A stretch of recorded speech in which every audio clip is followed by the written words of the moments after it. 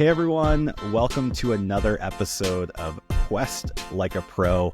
I'm Noah Barnett, the founder of Purple Shadow Gaming, and I'm joined as always by my wonderful co-host, Andy Rodriguez. Andy, how's it going? I'm doing great. I'm very excited for this episode. Absolutely, and same here. And if you're tuning in for the first time, Quest Like a Pro is all about diving into the how of competitive Lorcana, breaking down the strategies, the training, the mindset of the best players in the game, so you can level up on your own. That's really what Purple Shadow is all about, is how can we help you level up your game? And today we've got a guest who's been really dominating the tournaments that he's shown up to, which is incredible. First and foremost, getting second at DLC Seattle, and then locking in his Worlds invite with Amber Steel at the North American Continentals by making top 8. We're going to be diving deep with Shawn, Leung, aka Pando, and we're excited to learn how to quest like Shawn. Shawn, welcome to the podcast. Hey, thank you. Thank you for having me. Well, Shawn, we know that you qualified for Worlds with Amber Steel, and I'm very excited to actually ask you specific questions as we get into this about Amber Steel.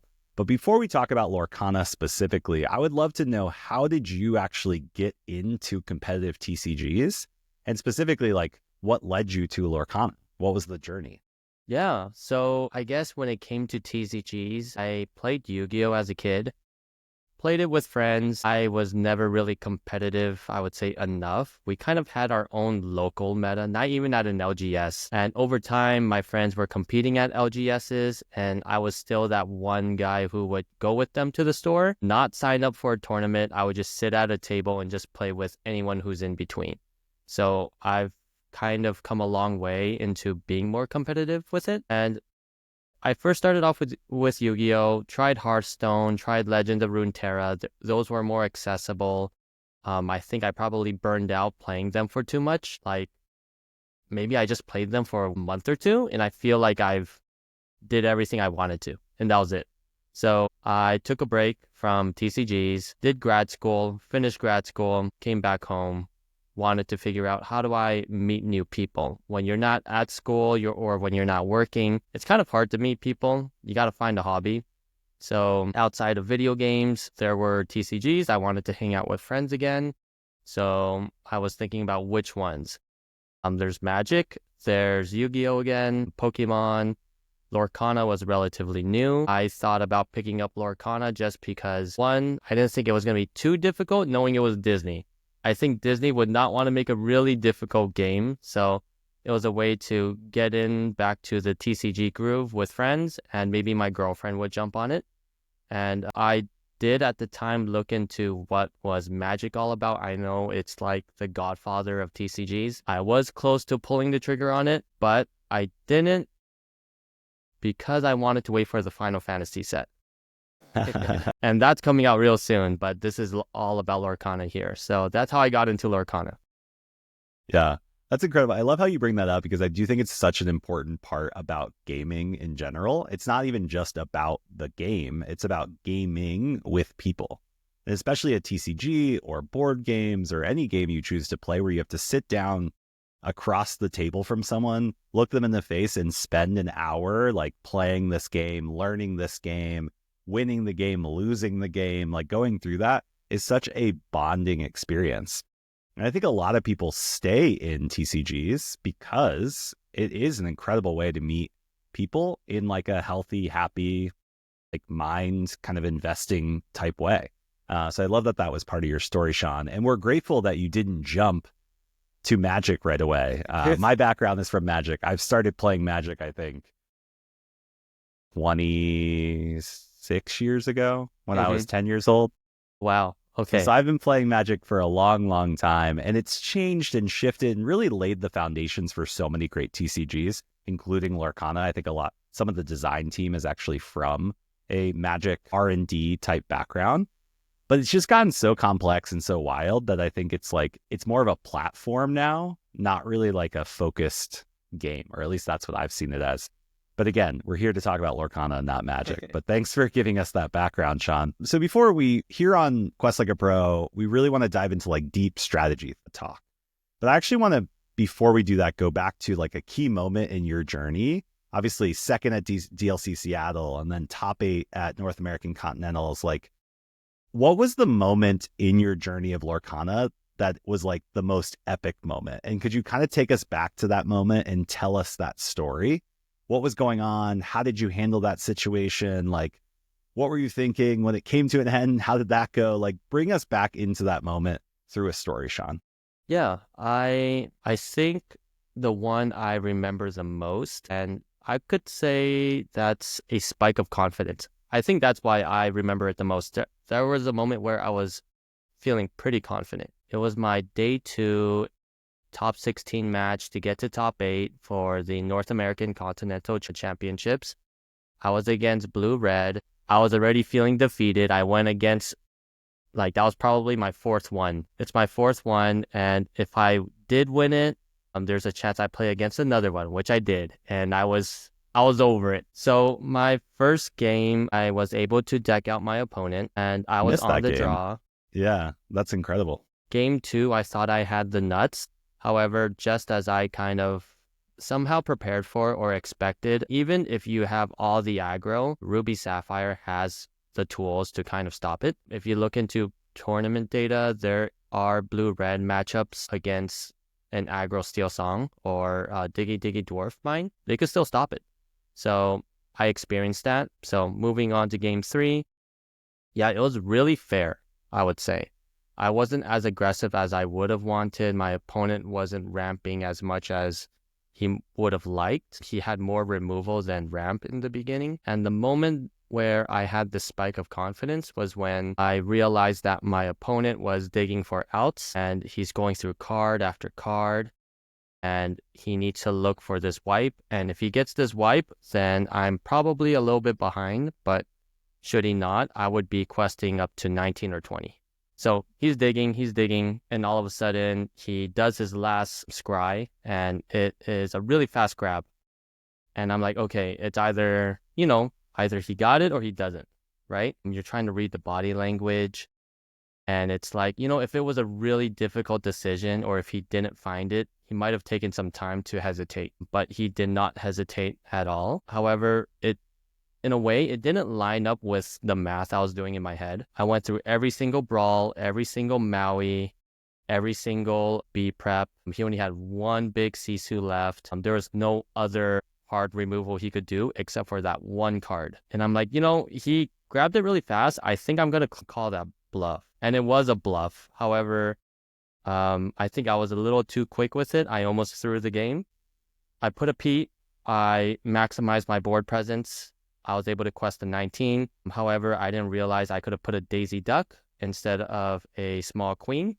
So that one extra lore could have set me to 20. My opponent on his turn was able to scry for the big Sisu.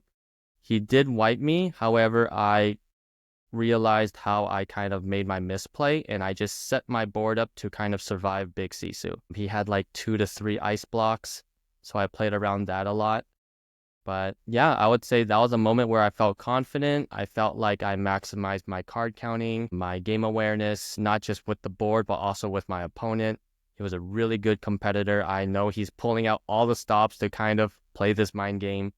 And I felt like I was at this level of competition where I was able to match it. There's a bit of imposter syndrome, but I think this was a moment where I had that confidence to say, maybe I got this in the bag and I'm not an imposter. Thank you for sharing that. I love how you talk about imposter syndrome right there at the end, because a lot of us, I personally feel it most of the time when I'm playing. Like, I'm like, I could always work on things. And I loved how you handled that situation with confidence. Your worst matchup, you're doing the counting. You're making sure you're playing around your outs. You're relatively calm in the situation. It's your worst matchup. So like, you're just like, all right, I just have to, play around the one thing that that he has, and it worked out for you. The confidence played a role, and then the imposter syndrome was gone. Yeah. I definitely was doing my card counting, and not just card counting. I was like, what's the chances of he getting this card back to back? Maybe all the cards are on the top, but something needs to be spread out and at some point. So there's a lot of back and forth there, a lot of thinking, overthinking, Right. psyching yourself out. Yeah. Yeah. And then, I mean, all that thinking starts from how you prepare for these major events, right? So, like, I want to dive into that strategy talk with you now and talk about, like, how's your playtesting process? Like, what do you do to prepare for, like, the NSCC or, like, a DLC? Like, can you walk us through that?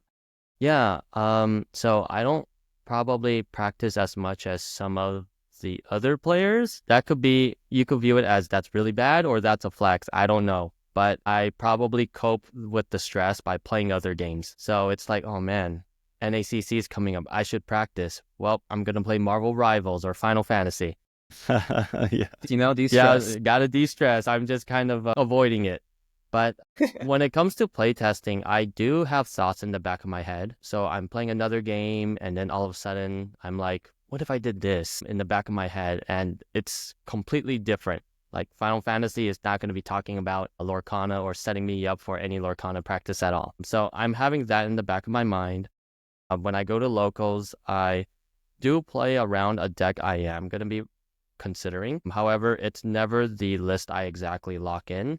It's more about play lines I'm considering or I'm wondering about, whether it is something consistent, maybe it is something I should probably prepare for. Is this idea just basically an idea and just me trying to chase a dream, or is it something that's pretty grounded?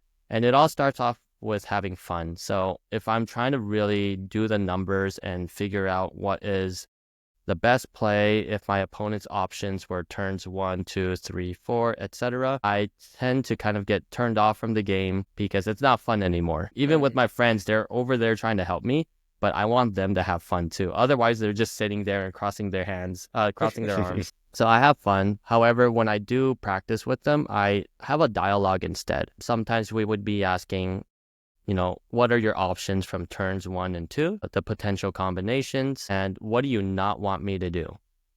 I could probably do something and it'll make you feel uncomfortable, but how do I know if it's the thing or the move that makes you uncomfortable? And we just have a dialogue. We kind of reach a consensus on what's probably the best middle ground for the both of us, do a little bit of reps just to see how things could play out afterwards, and then kind of get a feel for the consistency. I'm never getting the actual numbers. I will get a feel for the numbers on how often something occurs. But yeah, just kind of have a dialogue with it. And it saves a lot of time rather than doing random reps, just playing. But I want to have intentions with everything I do. And I think in terms of theory crafting or such, I don't think I theory craft too much, to be honest. I think I have it in the back of my head until I start applying. So I can't say I go too deep into it. Maybe I get really deep while I'm doing it. So maybe it's not I would say, um, I would say process. It's probably a 2-in-1 process. Okay. Yeah. I do love the call out though about deck building and how you can build decks that aren't perfect, but you're building around specific lines that you want to play. And then even forcing yourself to run those lines instead of the lines that you may be like, kind of like locked into your memory. There's one play right now, and I'm not going to get into it because we're going to talk about it on a future episode where we dive deep into set meta or set 7 meta. But there's a play line that feels so awkward, but every time I get it in my hand, I just want to play it because I want to see how it works. Because it's like doing something on turn 3 that I should do on turn 4, but like I want to do it on turn 3 and try that out.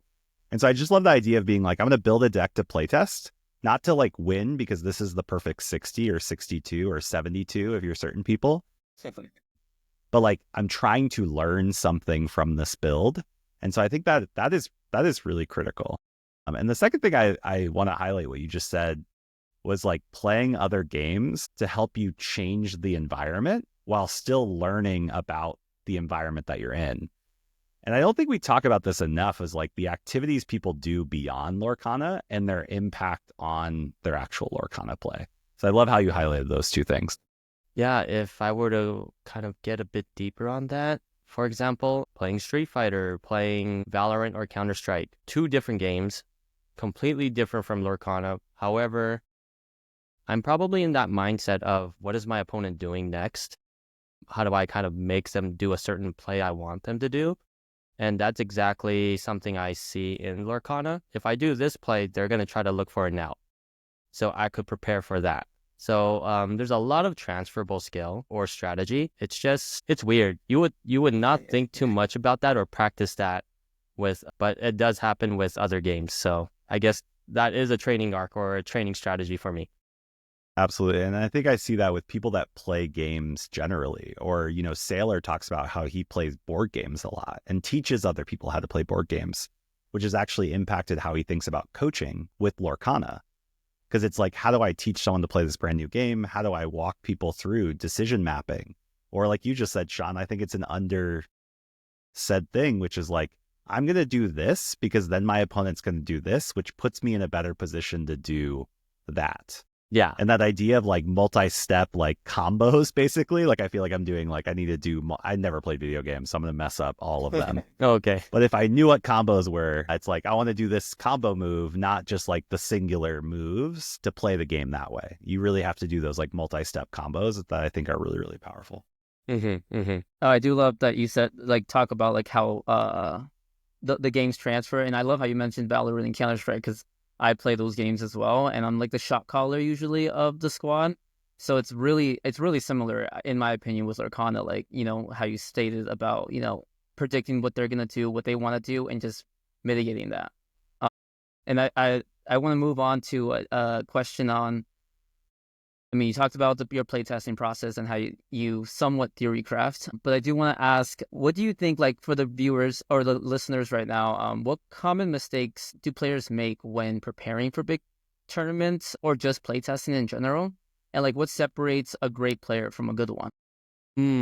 That's a really good question. That's a question some people have asked me. For example, I've playtested with friends and they ask, or some other people would watch and they ask, you practice with this person a lot and you have a lot of respect for this person.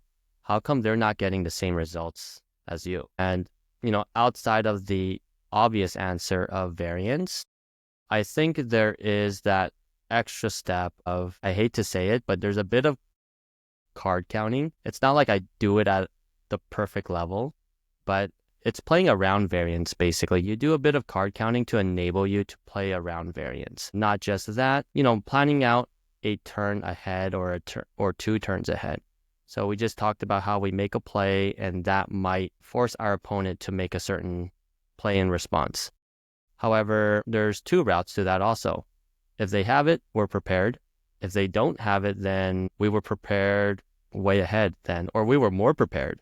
And that's probably telling of what they have or what they don't have. You start asking yourself questions like, well, if they had this card, they would have used it. Why wouldn't they? So they don't have it. That means what's their next best option? So there's a lot of question asking, being inquisitive, not just with your opponent's plays, but also your plays on how to kind of create those opportunities. And again, just playing around variance. So the card counting kind of lets you make a decision that might lead towards that. Sorry if that was a very complicated answer, but I think that's an answer that nobody really talks about because it's easy to say, well, you should have answered what's in front of you the best way possible. However, that might not position you for the turn afterwards, or if anything, their possible responses.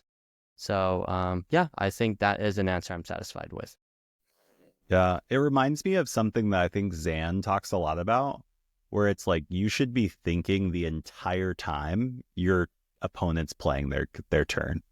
And that it's not just your turn where you think about what you should be doing. Yes, it's not magic where I can do things on my opponent's turn, but I should really be using my opponent's turn as an information gathering session, all the way down to things that like people overlook of like, hey, they inked Maui on turn 2. Like, how does that now impact my play?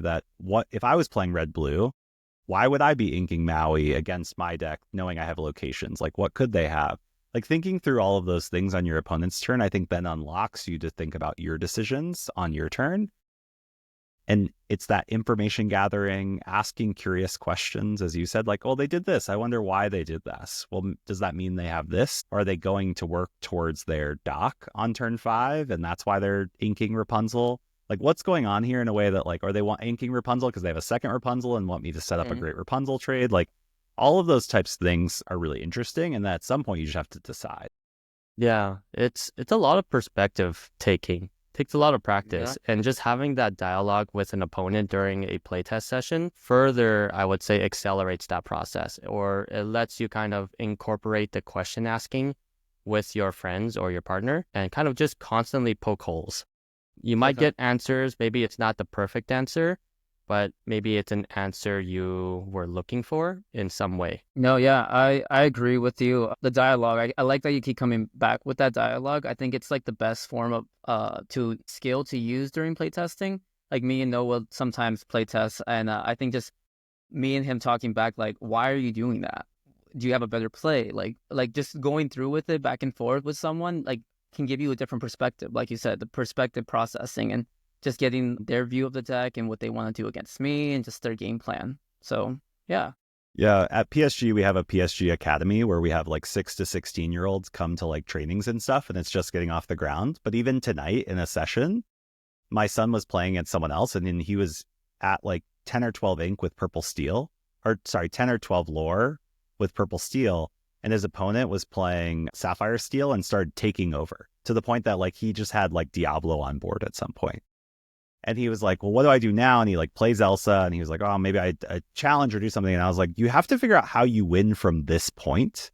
I think that's a question people need to ask. Like, what is my game plan to win at this middle state? Like, we're at 10 lore, like my opponent took control, momentum shifted back, but like, what is my path? And we talked through it, and I was like, you have to get to the point where you have 7 ink and you can goat or rose bounce at 17, 18, or 19. Like, now you just need to figure out how you get to that next milestone.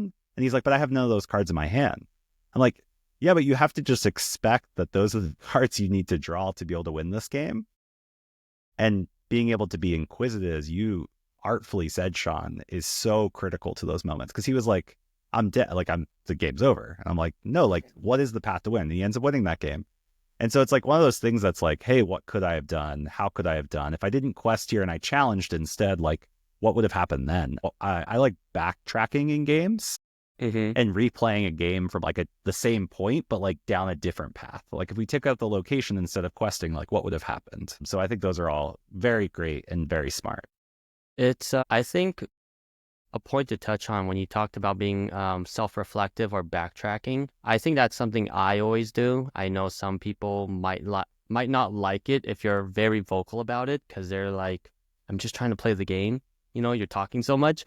But I think practicing that, whether it be mentally in your mind or with your testing partner, you're always thinking about, you know, what are your other options? There's got to be a way out. And if there's no way out, then you probably pinpointed a area to correct for your deck or the matchup. Let's say you're playing against red-blue as amber steel, and if you went through every, I guess, iteration on what you could possibly do in the first 3 turns, if there's really no response, then it's going to be rough. It might not look like you could win it. However, you want to consider how often can they respond to this, what are their chances of even getting the cards, etc. So don't want to ramble too much there, but it's a moment to be very critical, I would say. Being reflective, being critical, and always just jumping back and forth. Yeah. I want to ask a question for you, Shawn. We've talked a little bit about things outside the game that have trained you. We've talked about being inquisitive, asking questions, verbalizing play patterns. I think even just talking through all of those things has been super helpful. There's a part of the game that we've talked to a few pros about, which is like mental resilience. Like, how do you play 12 rounds? Like, how do you stay fresh? How do you think about like keeping at the top of your game? Because it's easy to talk about this now where we're like, we haven't played for 12 hours yet. But like, how have you found the ability to prepare for those long days, mentally taxing? How do you handle that side of the game? I think, one, I was not prepared for Seattle. It being my first time as a competitor, I was ready to just tap out. Not because I felt defeated, mainly because I was just trying to have fun. It didn't look like I was going to make it. I think I was 1-4. So 1 win, 4 draws. So I had to 2-0 the rest. And I was just telling myself, you know, jokingly, I would have won if I didn't lose every time I drew a game. And they're like, yeah, that's true. And I would just kind of carry on drinking water, not even having a snack. over time, I realized as pressure kicked in, the lack of water, or if anything, a snack, kind of became more prominent. It became more visible to me. When you're just trying to have fun, it's whatever. You don't really realize it. But when you have pressure on top of it, you're trying to find ways to make yourself feel better. And I think it starts to become more obvious that you haven't drank enough water, you haven't eaten, and you just got to play it out. However, I guess to round back towards your question, water's a big thing, very easy, I guess, answer. I don't know what else to say. It's an easy answer. Yeah. Get water. Just drink water. I think every guest has said that. Just drink water. Drink Make water. sure you If drink not water, Yeah. drink something that's, I would say, not too sugary, I would say. And don't really rely on a huge meal, I would say. Eat snacks, nibble throughout. It sounds very sad. However, it is the truth when you're going to a very large event. I think back to the Continentals. After I finished my top 16 match, I think that was about like 2 hours. I only had 15 minutes until my next match. And they did provide a meal. I would have had more time to eat if I finished faster. However, at that point, it wasn't comfortable for me to wash my hands, munch, and then wash my hands again. I think I just had to settle with a snack, get a granola bar or something. And yeah, so sorry if I'm repeating what everybody else said, but you got to just ration out sometimes. If you had lembas bread from Lord of the Rings, that'd be great. Like one bite, 1,000 calories, are good to go. That'd be awesome. Yeah. That would be awesome. I think too, like this is where we could probably take lessons, and it sounds silly, but I think if you're trying to level up, it's worth looking into how do other endurance athletes take care of themselves during these long things. Like people that, I have a friend that runs 50 and 100-mile races. Like, how do you do that? Like I was telling my kids about that the other day, and they're like, what? Why would you do that, for one? For two, how is that even possible? And they were talking about gel packs, and they're like, what are gel packs? I was like, oh, it's like the kids' baby applesauces, but just like calories, basically. And they're like, Yeah. why would you do that? But I think there's lessons we can take from some of these endurance sports, because again, you're playing for 8 to 10 hours. And I believe it was lamb chops, the amount of calorie deficit that you're actually in, even though you're not doing a physical activity, but you're doing a mental activity, is pretty sufficient or significant. And I think that's definitely huge. So Andy, we can't do the buffalo chicken salads anymore. No. Before the tournament. That was Andy and I's go-to. Buffalo chicken salads. It was so good. So good. Tradition. It's a tradition. It's down. I do want to piggyback off what you said. Like every loss could have been a win on all your draws, but we're in a competitive environment, and even every competitor takes a loss from time to time. And I think those losses are important, mainly when it comes to growth, how you can work towards preventing those mistakes if you saw any mistakes, or what you could do differently. Can you talk about like a tough loss that you've had and what you took and learned from it? And like, what did you change in your approach after that experience? I would say, I think a tough loss for me isn't necessarily if I win or lose a match. I think a tough loss is when I realize I made a lot of misplays I caught on early. That's telling myself that I'm not playing optimally. Whether I win or lose, I want to be playing optimally, because this is going to carry on as a general like autopilot thing, or something. This is something I might autopilot into the next match. I want to correct that right away.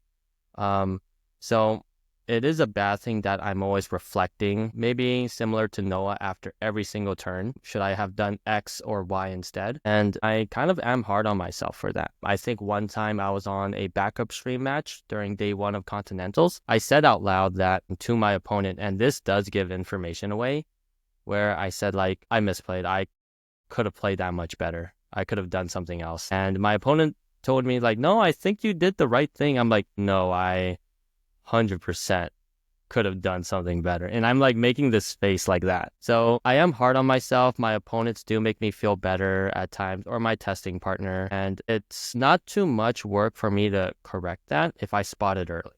So I think I save a lot of work in trying to fix that error and bring myself back when I address it early. I think if I let that slide and I go into like the next 2 games, 3 games, and then and then I think back to it, I start going down this rabbit hole where maybe I made the same mistake the game before, or at some point I didn't realize it. So yeah, I would say that's something I try not to, or being down in the dumps, being upset from those misplays. It's something I try not to lead myself towards if I address it early. Yeah, the question I always ask is like, how long have I been making that mistake and had zero awareness to it? You start learning these things and you're like, Yeah, and those like when we do that self-critical analysis and we're like, oh, I could have done this, I could have done a better move. It could sometimes shake our confidence.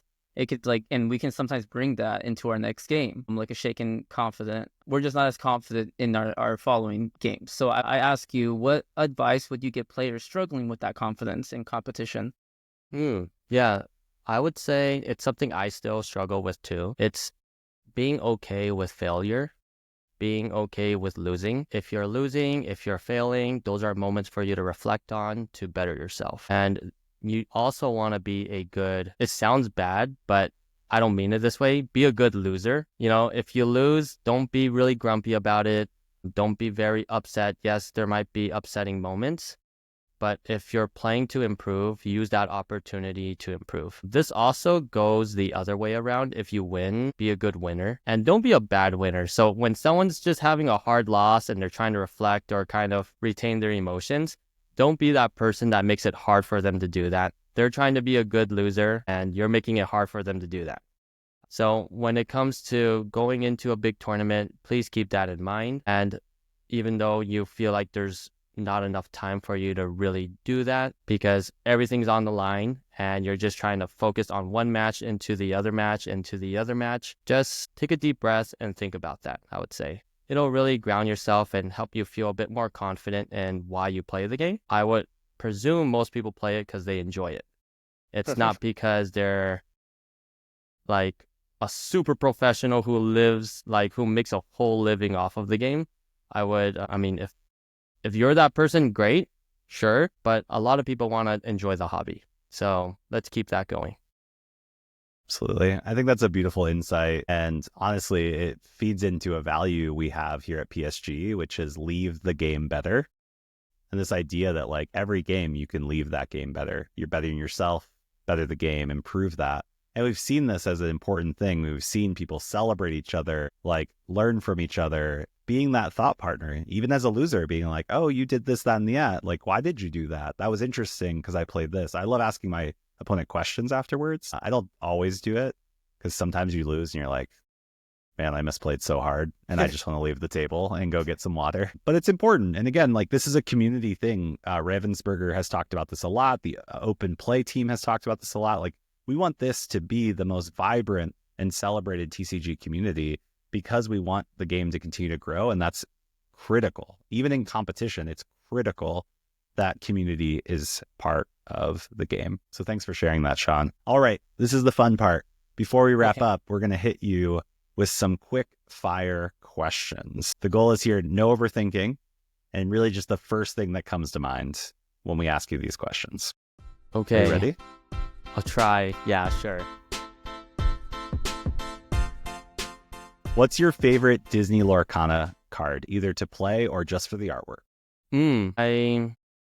To play, it's a whole new world. It gives me high highs and really low lows. Yes. So sometimes when I use it, I'm just going to let the wheel go and see what happens. So I think that's a really fun card I enjoy in terms of art. I really like the Rapunzel art from the DLC promos. Yes. I have a playset of the non-foil ones, and I still don't even take them out to use. I just really like the card. That's awesome. I cannot say the same. I just leave them back up and was like, I want to play this card again. I love Rapunzel. Just the card mechanic, the design of the card, the artwork. Like, it's just such a beautiful card. Andy, I know you have a soft spot for Rapunzels. Yes. One of my favorite cards, my favorite princess. If I can play it all the time, I would. Yeah. Next question. If you could design a new Lorcana ability, what would it be? What would you want to see in Lorcana?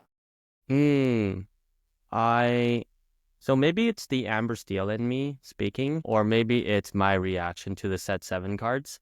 but I feel like healing has been pretty lackluster. From my experience, people are just looking to remove your card or characters right away. Leaving damage on it is usually not a very common thing. So having something where you could maybe overheal, that gives it some value. Yeah, I would say some sort of overheal. So it's not just like you're increasing your health by 2, kind of like Rapunzel's tower, and it needs to be at the location. Maybe it's just getting a +1 health or something, regardless of a location or not. So maybe this is something I'm just trying to throw a bone towards the Amber Steel or Amber archetype, if anything. Next question. What's your go-to pre-game ritual or even like a lucky charm? And it could be pre-game, it could be pre-tournament. Is there anything you do consistently? I have this sweater and I wore it to Seattle. It has this bunny on it. I got it from Uniqlo and I wore that to Hawaii when I went for set champs. So I was missing set champs in the States, in the mainland. So I went to Hawaii and I went to play there, wore the same sweater, got first for the 2 set champs I went to Seattle, wore the same sweater. It's working. Went to Continentals. I did not wear it because, I did wear it. My girlfriend made me wear it. No, actually, no. I was sponsored by my local store, but I have it in my backpack. So that's another thing. And then when it went to day 2 of Continentals, same thing. It was working like a charm. So I guess that is my pre-match, lucky charm. I love that. I love that. Before I let Andy ask the last question, I did skip a question that the community asked. And so I want to jump back to this, which is, you've been known as an Amber Steel player. You've mentioned that even not here on the podcast today. Where do you expect Amber Steel to land for set 7 meta?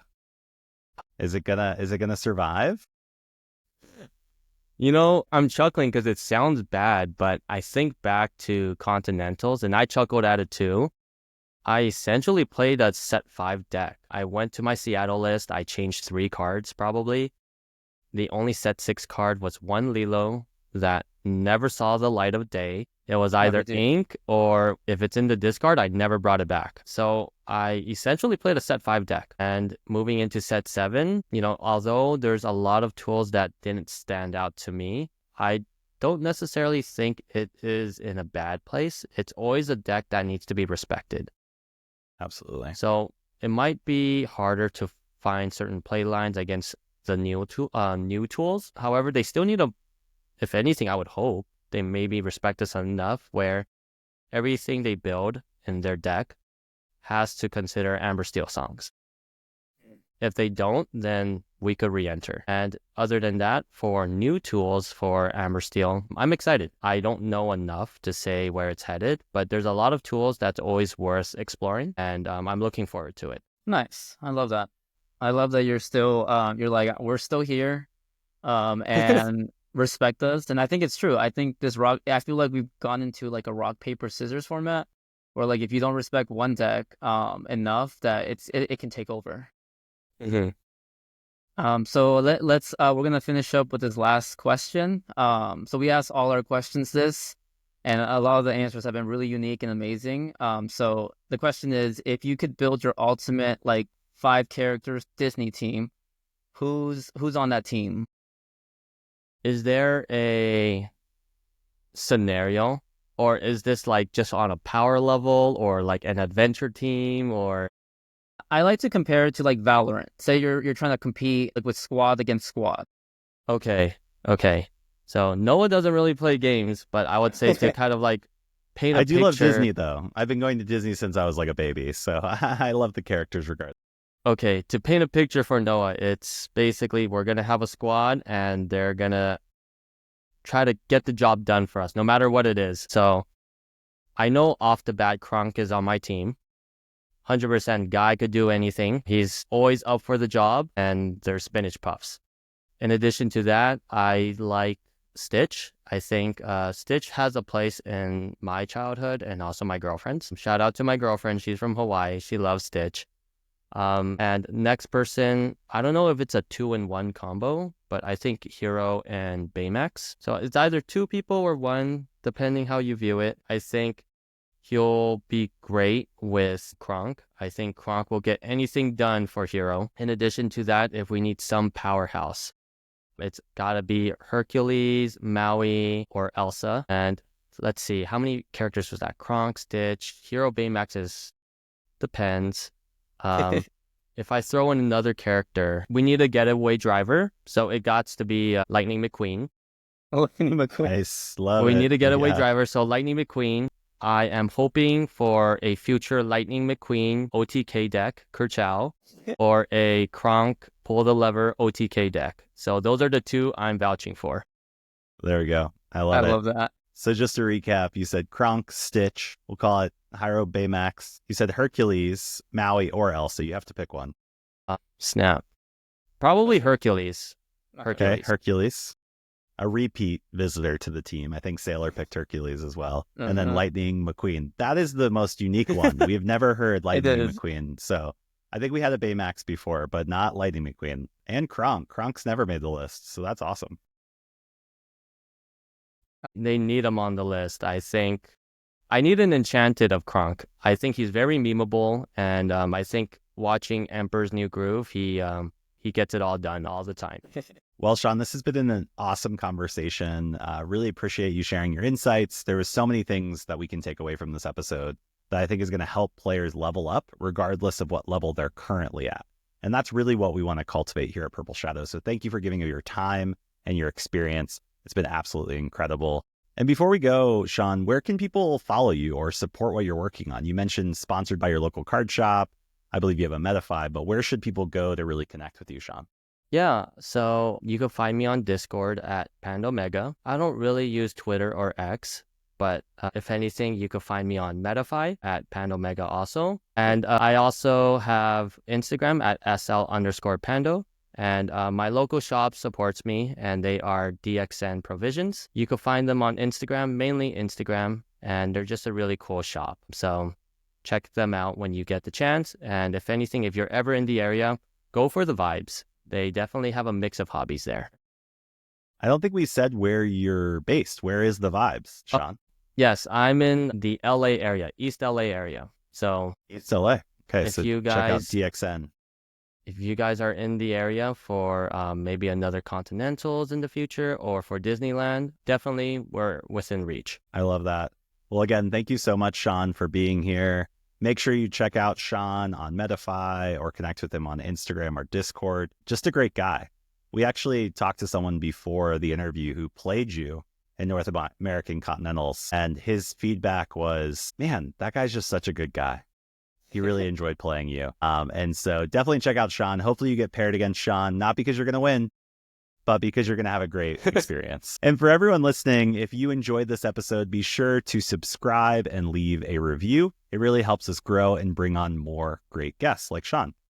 You can also join the Purple Shadow Gaming community over at purpleshadowgaming.com. We've got deck guides and strategy content and a community of players looking to level up. And really quick before we go, if you're serious about playing Lorcana at a high level, you need the best sleeves. We all love shuffling. We all love, smooth shuffling and everything. And we believe that Viper sleeves is the go-to choice for competitive Lorcana play. They're durable, shuffle like butter, and keep your cards tournament ready. They're a partner of Purple Shadow Gaming, and by supporting them, you support us. So you can grab a set at purpleshadowgaming.com. And you can use Quest Like a Pro to get 15% off. So definitely check those out. Again, Shawn, thank you for being here. We're grateful for you. And we learned how to quest like Shawn. Keep questing, and we'll see you on the next interview.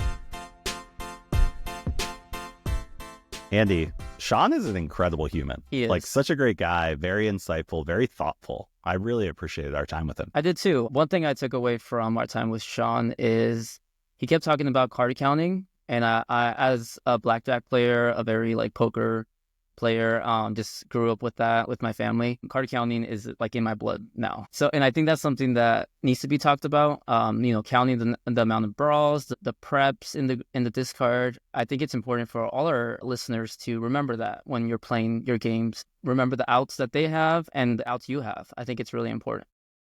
Yeah, absolutely. And I think like the idea of card counting, I think has like a somewhat negative reputation Hmm. in blackjack because it's not allowed, but it is allowed. And it's like whatever. But I think it's not even like how I would reframe that because I think you're absolutely right. Is just making sure you're capturing information. Like you should be consuming information all the time and then re-referencing that library. Like even something as simple as just working on, I'm going to remember every card they inked. That is important. They're going to ink cards that maybe don't matter in the matchup. If they ink a Maui, it's like, okay, now they have one less Maui. If they ink, Hiram, I'm like, oh, that's interesting. They inked Hiram. These key cards in matchups. Obviously, I'm a red-blue player, so I just think of like Maui and Hirams all the time. Yeah, blue and red. Or Tamatoas and, other things. Like there's cards that people ink and you're like, oh, that's interesting. Or if they ink a strength, it's like, oh, they have one less strength. If they ink a goat, it's like, okay, well, now they only have 3 goats left. Like, what's the bounce ratio left in their deck? Like, snakes, crabs, or snakes, foxes, etc. So I think that's really thinking. It's just like capturing information and remembering that. And I think even if you just start small, which is like, I'm going to like quiz myself on what they inked at the end of the game, type thing. Like, Yeah, oh, yeah. did you ink these thick cards? I'm trying to get better at that. Like, that's really cool. One thing I like to do is remember what I ink, because if you ink the go in the beginning and you're trying to friends into a go, and you're out of goats because you forgot you inked the 4th one in the beginning, then you're just searching and you're just kind of dead. Yeah. Isn't there like a purple player guide, which is like you can ink the first goat, but you sure as heck better not ink the second Definitely goat not. No. unless you absolutely have to. Like, Yeah, unless you something like have that. to, or like even just even playing a go, if you don't have a bounce, sometimes like second you lose that go, then you have nothing to bounce. Yeah, absolutely.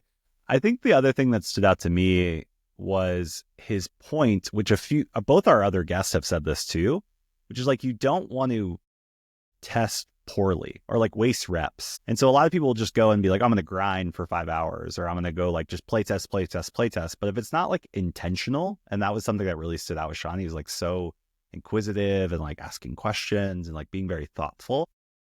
If you're not going to do that, it's like, why even play test? Like you can, if you're just like, I'm going to go have fun, that's one thing. But if it's like, I'm actually trying to learn something, it's like, what are you actually trying to learn? What did I learn? And I think just that reminder of intentionality when playtesting, just having reps in these types of games isn't sufficient. It's better than no reps, but it's not the same thing as like quality reps. No, yeah, and I agree with you. Quality reps for sure over quantity. I think when we play test, we try to like discuss like what are we trying to figure out here? Like what am I testing here? What is the lines we want to see? Like you mentioned, and I think that's important. You always want to have a purpose for your playtesting. Yeah, you have to have a plan, a playtesting plan. Yeah, And yeah. again, some of our guests on this show are giving you as a listener ideas on how to do that, right? Might feel awkward, but I love the idea of just like, hey, how about you go play with someone that you trust and you all talk out why you're making every decision. And it's like, well, now I know what my opponent's doing. It's like, who cares? You're trying to learn, right? Or like playing with your hands revealed. I think it's actually really interesting. And it's like, well, I'm going to change my decisions. It's like, fine, just try not to. It's more about like, hey, we're going to both play this game and we're going to both play this game and we're going to try to learn. And it's really not about a win or a loss record. I think some of these like online platforms like over-index on like, oh, well, my win percentage with this deck is 66% or 64%. And it's like, if I might lose 7 games in a row and I learned more in those games than anything else, and now I can, crush that matchup going forward because I know all the play lines that I was trying to understand. Yeah, I agree. Yeah. Anything else stand out for you? I mean, I just loved his humility. I loved how he approaches the game. He's really, like you said, inquisitive, and he's always here to have a good time with whoever he's playing. It's not all about winning. It's about building a community. I mean, he talked about in the beginning, like he wanted to like socialize, and that's why he started this game. And now he's just one of the top players. Yeah, I think I'm going to leave this now because we had an unrecorded conversation with Shawn, and all I'm leaving is thinking about diamond cutters. And if you know, you know. And if you don't know, ask in the comments and maybe Shawn will tell you all about it. Dave, if you're listening to this, you know what we're talking about. Andy, it's always a pleasure. This is such a great episode. And again, if you're interested in learning more from pros, we'll be back next week with a new episode of Quest Like a Pro. See you then. See ya.